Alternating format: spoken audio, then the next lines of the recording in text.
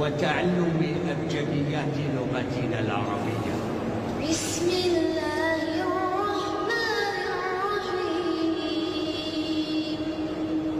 الرحمن علم القرآن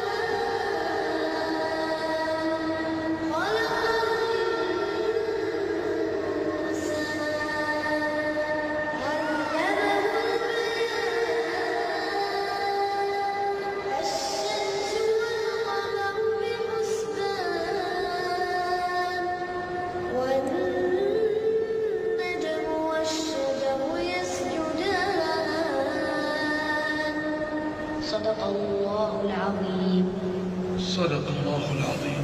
أحسنت يا حبيبي أحسنت. So what we're watching now is the teacher talking about the Quran to the boy in front of his family and setting him up for life. This all part of the ritual of growing up as a young man in this part of the world.